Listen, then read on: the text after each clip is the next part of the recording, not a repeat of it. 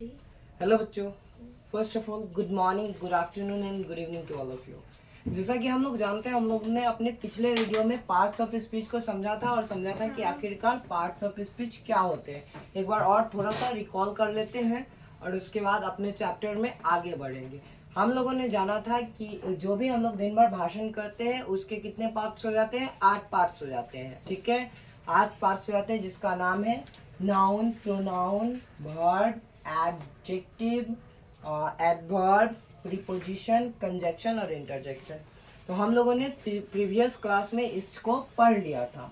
ठीक है, आज हम लोग इसके एक कंपोनेंट को पढ़ते हैं जिसका नाम हमारा क्या है, नाउन। नाउन के कंपोनेंट्स को पढ़ते हैं। तो नाउन में देखिएगा, जनरली नाउन में क्या होता है, नाउन हमारे को 5 काइंड्स में डिवाइडेड है। नाउन जो है 5 ग्रुप्स में डिवाइडेड है। ठीक है, नाउन के कितने टोटल 5 काइंड्स हो जाते हैं। तो नाउन जो है, नाउन जनरली किसको बोलते हैं, नाउन जो बोलते हैं किसी भी नाम को नाउन बोल देते हैं। कोई भी नाम हो, दुनिया का कोई भी नाम हो, उसको हम क्या बोल सकते हैं, नाउन। इसीलिए नाउन को हम लोग नेमिंग वर्ड के नाम से भी जानते हैं। नाउन को किस नाम से जानते हैं, नेमिंग वर्ड के नाम से। ठीक है, तो नाउन जो होता है दुनिया का कोई भी नाम हो, राम, श्याम, गीता, सीता, श्याम, पटना, दिल्ली, मुंबई, बनारस, गंगा, यमुना, सरस्वती, जो भी भगवान का भी नाम ले लो ना, एकदम सुबह का टाइम में भगवान का नाम ज़्यादा अच्छा रहता है। ठीक है, तो जो भी नाम होता है उसको हम लोग क्या बोल देते हैं,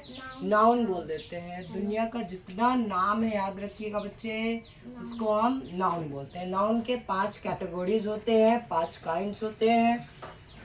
इसमें सबसे पहला काइंड हमारा है जिसको हम लोग प्रॉपर नाउन बोलते हैं। क्या बोलते हैं, प्रॉपर नाउन। ठीक है, प्रॉपर नाउन होता क्या है, प्रॉपर नाउन किसी भी खास व्यक्ति को बोला जाता है। मेरे लिए अगर कोई खास हो, मेरा अपना हो, या फिर कोई चीज ऐसा है जो दुनिया में अकेला बना हुआ है, उसका सब्स्टिट्यूट नहीं मिला।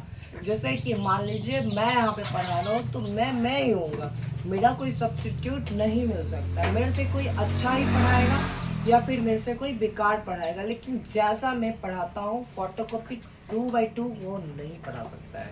ठीक है, तो मेरा सब्स्टिट्यूट नहीं मिलेगा। उसी टाइप से सन है, सूरज, सूरज का सब्स्टिट्यूट मिलेगा नहीं मिलेगा, उसका सब्स्टिट्यूट हमको नहीं मिल सकता है।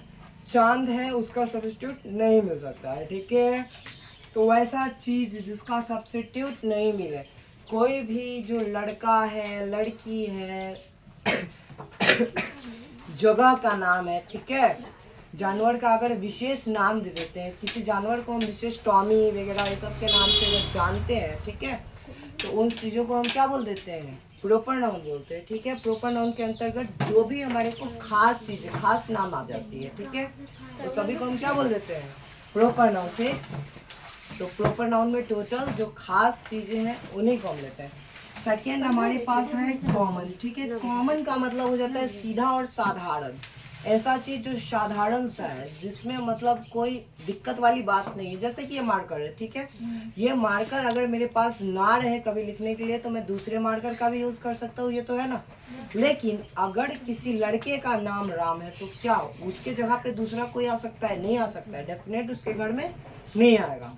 तो यहाँ पे क्या होता है, हमेशा कॉमन में हम यही ध्यान में रखेंगे कि ऐसा चीज जिसको हम बदल सकते हैं। पंखा अगर घर का खराब हो गया तो उसको बदल के दूसरा पंखा लगा सकते हैं, डेफिनेट लगा सकते हैं। ठीक है, लाइट बल्ब यहाँ पे जो लगा हुआ है, ये भी क्या है, हम इसको भी चेंज कर सकते हैं। ये फ्यूज हो जाए तो इसको चेंज कर सकते हैं। वैसा चीज जिसका सब्स्टिट्यूट हमारे पास हो, जिस चीज को हम लोग चेंज कर सकते हैं, उसको हम लोग क्या बोलेंगे, कॉमन। ठीक है, जिसका सब्स्टिट्यूट हमको मिल जाए। कॉमन का मतलब ही होता है साधारण, आसपास मिलने वाला, आसानी से मिल जाने वाला, वैसा चीज जो हमको आसानी से मिल जाएगा, उसको हम लोग कॉमन बोलते हैं। तीसरा कलेक्टिव होता है। कलेक्टिव का मतलब क्या होता है, कलेक्टिव का सीधा और सिंपल मतलब होता है एक group, collection, group of collection. ये हर एक कलेक्शन से जुड़ा हुआ है।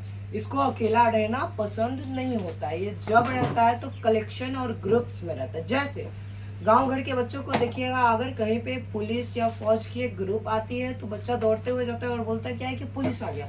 अब आप सोच के देखिए कि अगर पुलिस आया तो वो अकेले थोड़ी आया होगा, लेकिन हम एक नाम दे करके पूरे पुलिस के एक ग्रुप को सम्मानित कर देते हैं, संबोधित कर देते हैं। दूसरा चीज, अगर टीचर्स हैं, ठीक है, क्लास में, तो टीचर जो होते हैं वो क्या हो जाते हैं, एक टीचर है ना।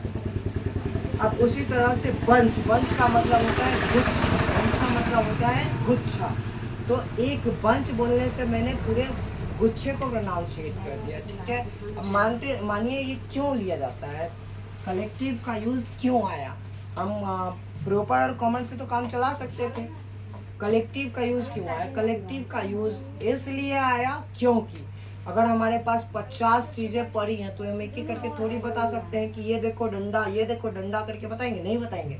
उसके लिए क्या होगा, हमको सामूहिक एक शब्द निकालना पड़ता है, जिसको बोलेंगे तो शब्द एक साथ चले आएगा। जैसे पुलिस है, ठीक है, तो पुलिस अगर बोल दिए तो एक साथ सब आ गया।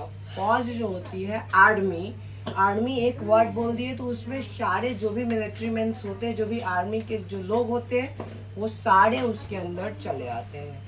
तो आज हम लोगों ने 3 इसके कंपोनेंट्स को समझा और 2 रहने देते हैं हमारे नेक्स्ट क्लास के लिए। तो तब तक के लिए बच्चों आप लोग इसी को रिवाइज करिए और पिछला होमवर्क जो आपका था इसे एक बार और रिकॉल कर लीजिएगा। जो भी हम पढ़ रहे हैं उसको दोबारा रिकॉल करते रहिएगा, रोज रोज उसको रिकॉल करिएगा, तब क्या होगा, वो चीज आपके दिमाग में बैठा रहेगा। नहीं तो आपका दिमाग का फ्यूज उड़ जाता है। फिर आप बोलिएगा अगले दिन जब मैं आपसे पूछूं, आप क्या बोलिएगा कि सर मुझे नहीं याद है। तो that is very bad habit. आपको जो भी कुछ पढ़ाया जाता है उसका सुबह उठ के रिविजन करिए, एक बार, ज्यादा नहीं, एक बार बैठ के पढ़ लेना है। तो आज भर के लिए हमारा 3 कंपोनेंट्स ही बहुत ज़्यादा हो गया। नेक्स्ट क्लास में हम इसके 2 बचे हुए कंपोनेंट्स को भी पढ़ेंगे, क्योंकि मटेरियल थोड़ा सा लंबा है, तो इसके लिए एक स्पेशल क्लास लगने वाला है। सो तब तक के लिए thank you, bye, take care.